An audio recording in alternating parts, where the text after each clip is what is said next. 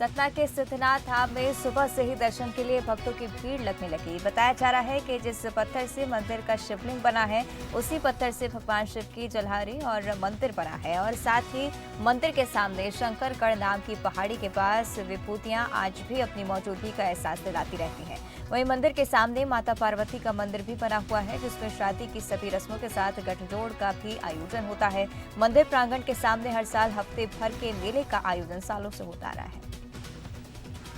सिद्धेश्वर नाथ का मंदिर ये बहुत प्राचीन मंदिर है और यहाँ भी साधु संत साधना करते थे, ये करते चले आ रहे हैं। और बगल में ये बजरंगबली का स्थान है जो भी ये भी प्राचीन है और यहाँ जो भी आते हैं सबकी मनतें पूरी होती है।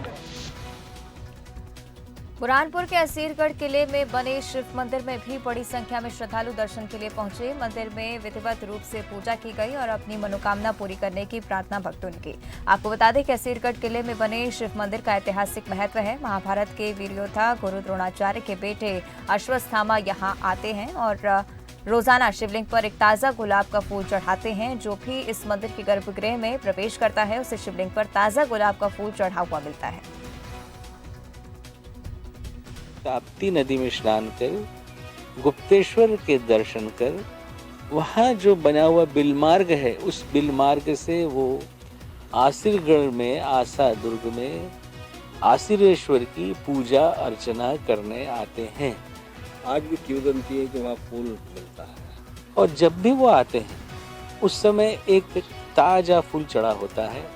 न तो कोई जब वो आते हैं तो वो शिवालय आपको बिल्कुल साफ सुथरा मिलेगा, न तो अक्षत, न कोई त्रिपुटी, न कोई धूप, न कोई दीप होता है, तो केवल और केवल एक ताजा फूल।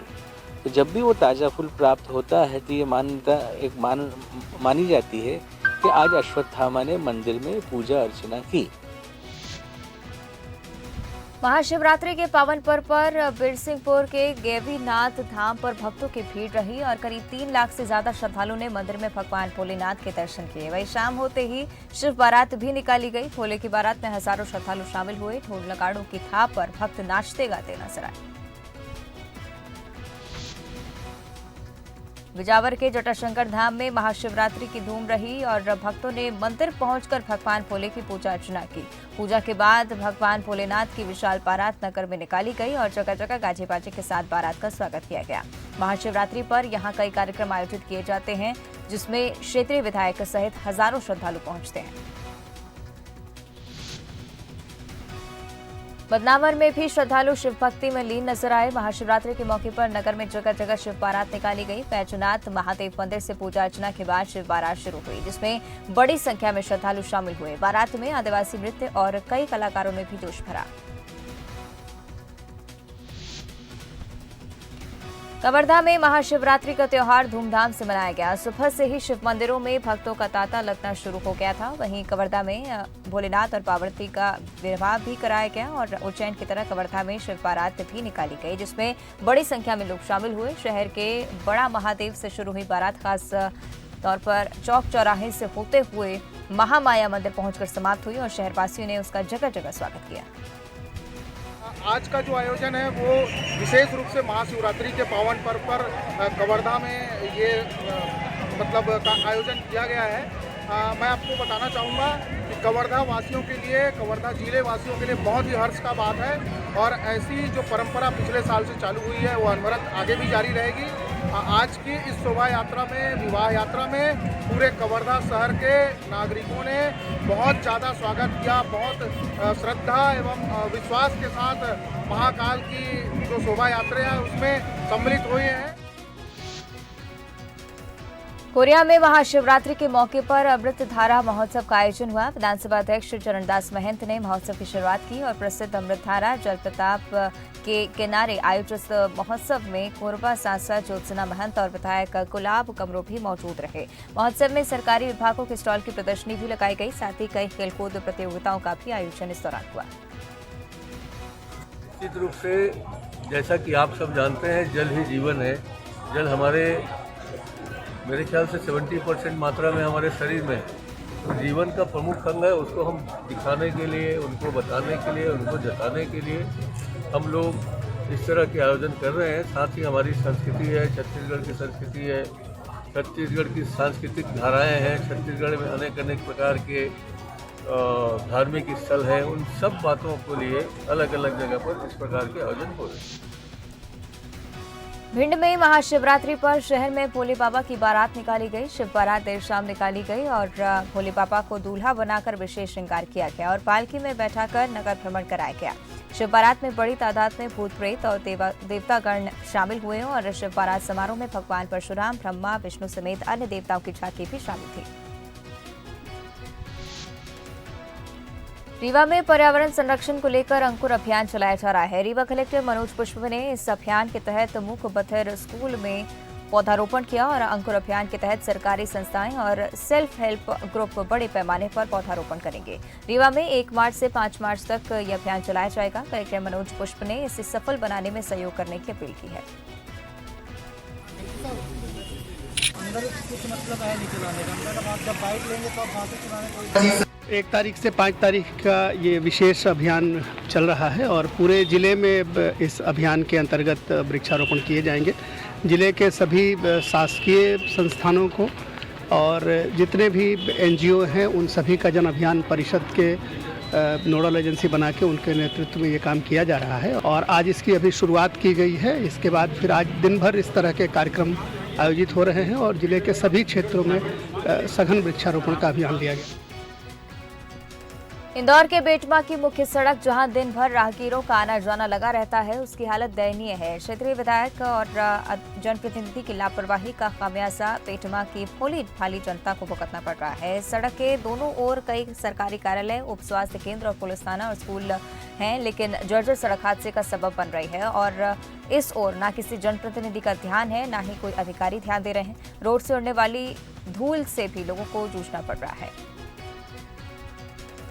हमारी बसें लेट होती है अधिकतर और रोड की हालत इतनी ख़राब हैगी और हमारी सरकार से गुजारिश है, जो भी विधायक जी हैं यहाँ के, उनसे निवेदन है कि जल्द से जल्द ये रोड का उद्धार करें। पूर्व में भी शिकायत प्राप्त हुई थी। पिछले सीज़न भी जो है पैचिंग वर्क इस रोड का जो है नगर परिषद बेटमा द्वारा कराया गया था।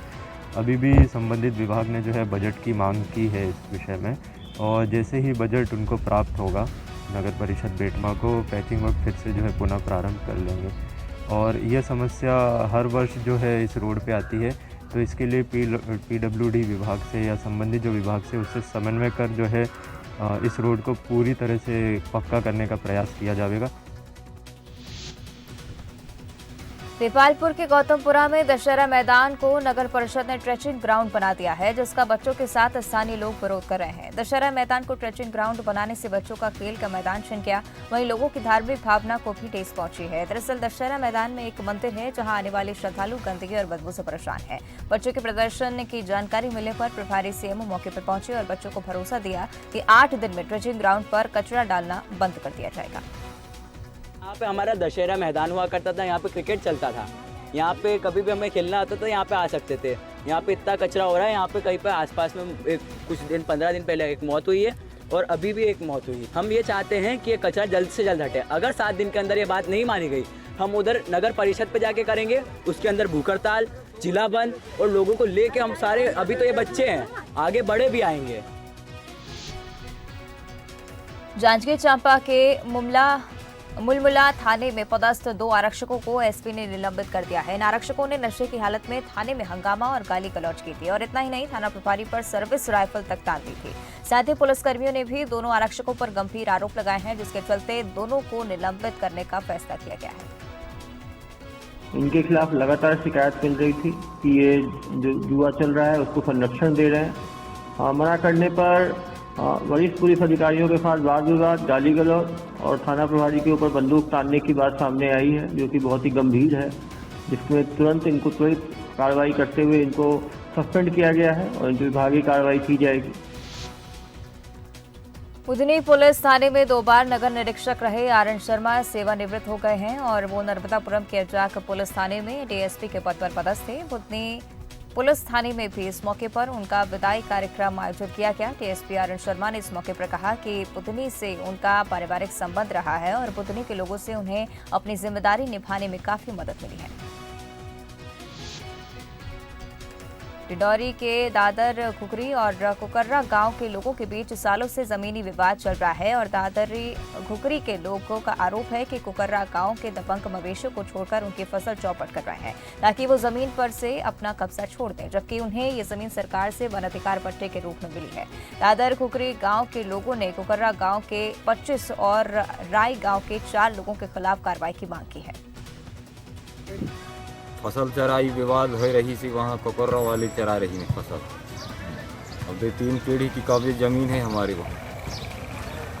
हम आके गांव में खेतों में आके फसल चराना, दाई माई गाली गलौज देना, दाई ये दुनिया भर की तरह जहान से ख़त्म कर देंगे इनको, ये कह रहा। और पट्टा मिल गया है हमको, पर पट्टा की कोई मान नहीं है। वो शासन कैसा पट्टा दिए हैं, तब मान नहीं है वो पट्टा की।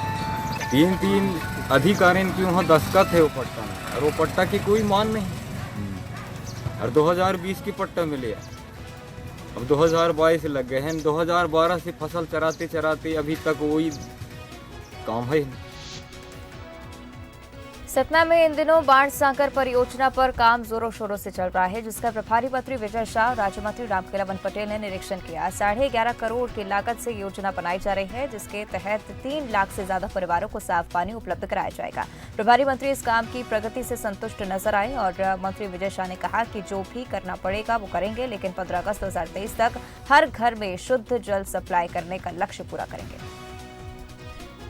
जो मेन उद्देश्य के लिए इसको हम जा रहे हैं, जो हमारी अद्भुत और अनोखी योजना है, और जिससे सतना जिले के 5-7 ब्लॉकों में न सिर्फ समृद्धि आएगी, न सिर्फ पीने का पानी मिलेगा, बल्कि उनके जीवन में बहुत जगह उसी से हम सिंचाई को भी पानी दे रहे हैं। 3 जगह 3 फसल होगी, तो निश्चित रूप से इससे बड़ी योजना हमारे सतना जिले के विकास के लिए नहीं हो सकता। उसका काम तेज़ी से आगे बढ़े और लोगों में जल्दी से जल्दी हम पीने का पानी और सिंचाई का पानी उपलब्ध कराएं, उसके लिए सरकार गंभीरता से ले। भोपाल में हर साल की तरह इस साल भी नेहरू नगर के पलकमती परिसर से शिव बारात निकाली गई, जो कोटरा से शुरू होकर सिद्धेश्वरी मंदिर पहुंचकर खत्म हुई, जहां शिव विवाह का आयोजन किया गया और बारात में बड़ी संख्या में श्रद्धालु शामिल हुए, जिनमें बुजुर्ग, महिलाएं और बच्चे भी शामिल थे। डिंडौरी के सिद्ध टेकरी के पास युवती की संदिग्ध हालत में लाश मिलने से सनसनी फैल गई। युवती के शरीर पर चोट के कई निशान मिले हैं, साथ ही उसके चेहरे को भी पत्थर से कुचला गया है। पुलिस ने डॉग स्क्वाड की मदद से हत्या का सुराग हासिल करने की कोशिश की। फिलहाल गुमशुदा लोगों से महिला की पहचान करने की कोशिश की जा रही है। ये सुबह बॉडी प्राप्त हुई है डिंडौरी में, ये सिद्ध टेकरी के पास, और ये बड़ी पत्थरों से मार के इसकी हत्या की गई प्रतीत हो रहा है। और लगभग हम अभी उसकी जो पहचान है वो अभी नहीं हो पाई है। आसपास के जितने क्षेत्र हैं उनमें पुलिस पूछताछ कर रही है। कोंडागांव पुलिस को अंतर्राज्यीय गांजा तस्करों के खिलाफ बड़ी सफलता मिली है। पुलिस ने 2 आरोपियों को गिरफ्तार करते हुए 2 करोड़ 10 लाख रुपए का गांजा बरामद किया है। आरोपी एक लोडिंग वाहन में गांजा छिपा कर ले जा रहे थे। जब्त गांजे की मात्रा करीब 10 क्विंटल बताई जा रही है। पुलिस ने आरोपी के खिलाफ NDPS एक्ट का मामला दर्ज कर लिया है। करीब 2 करोड़ 10 लाख का गांजा जब्ती हुआ है। गांजा करीब 1050 किलो गांजा प्राप्त हुआ है, जो कि आंध्र प्रदेश से हरियाणा जा रहा था। आरोपी हरियाणा और दिल्ली के रहने वाले हैं, जो आंध्र प्रदेश गए थे और नारियल की बीच में नारियल को परिवहन करने की आड़ में उसके अंदर गांजा छुपाकर आंध्र प्रदेश से हरियाणा ले जा रहे थे। जावरा पुलिस ने 24 क्विंटल डोडा चूरा के साथ एक आरोपी को पकड़ा है। आरोपी आयशर ट्रक में छिपाकर इसे नीमच से लेकर आया था और मानन खेड़ा चौकी पुलिस ने नाकाबंदी कर ट्रक की तलाशी ली, तब इसका पता चला। पुलिस ने ट्रक चालक को गिरफ्तार कर उसके कब्जे से डोडा चूरा जब्त किया है। आरोपी के खिलाफ NDPS एक्ट का मामला दर्ज किया गया है। हुलिये के व्यक्ति को और इस ट्रक को पकड़ा गया। जब इसको पकड़ा तो उसके अंदर लगभग 24 क्विंटल 6 किलोग्राम जो है डोडा चूरा पाया गया है। चालक को मौके पर गिरफ्तार किया गया। चालक का नाम मोहम्मद इंतज़ार है। जो जिससे और बातचीत की जा रही है, पूछताछ की जा रही है, व्यक्तियों की इसमें लिंक इस्टेब्लिश की जा रही है। ये और कौन लोग इसमें शामिल हैं उन सभी को अपराधी बनाया जाएगा और उसका गहन इन्वेस्टिगेशन किया। पंधाना के अनाज व्यापारी आशीष राठौर का रुपयों से भरा बैग चोर ने पार कर दिया। आशीष राठौर अपनी दुकान का शटर खोल रहे थे और इस दौरान चोर ने नजरें बचाकर उनका बैग चुरा लिया। आशीष राठौर के बैग में 2,90,000 रुपए रखे हुए थे। चोर की हरकत एक सीसीटीवी कैमरे में कैद हुई है, जिसकी मदद से पुलिस चोर की तलाश कर रही है। नेपानगर में ट्रैक्टर के पहिए के नीचे आने से एक छात्रा घायल हो गई, उसे सिर पर गहरी चोट आई है। वहीं जब 1 घंटा बीतने के बाद भी एम्बुलेंस नहीं पहुंची तो लोगों का गुस्सा फूट पड़ा।